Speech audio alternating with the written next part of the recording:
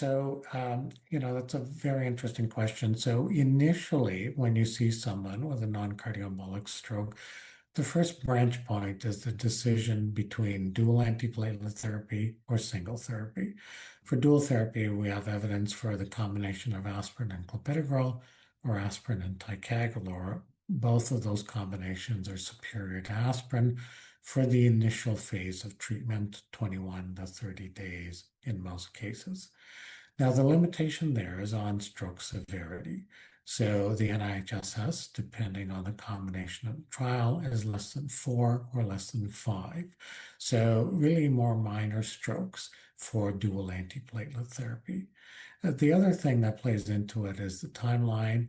Most of the data we have is in the first 24 hours, though from the INSPIRES trial, you can go up to 72 hours, particularly in patients who have atherosclerosis underlying their stroke. So minor strokes treated early with dual antiplatelet therapy. Otherwise, the choice is monotherapy. The other thing that has complicated the picture is the realization that there are patients who do not metabolize clopidogrel into its active form. The prevalence in most areas of the world is 30%, but in East Asia, it can be as high as 60%. There is evidence that using genetic testing to identify those with loss of function alleles for clopidogrel and substituting ticagrelor is a benefit. So those are the characteristics we use to choose antiplatelets.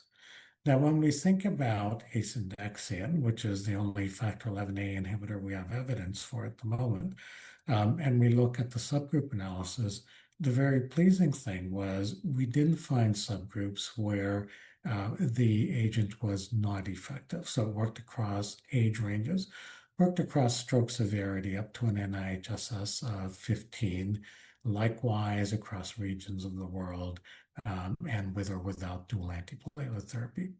In that trial, we allowed randomization up to 72 hours. Therefore, we could include patients who had been treated with IV thrombolysis or mechanical thrombectomy, which had not been the case in the previous dual antiplatelet trials. These patients benefited as well. So whether you had it or not, we saw benefit.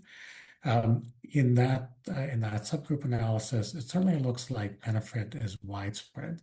So we won't have to be as choosy as we did with dual antiplatelet choices.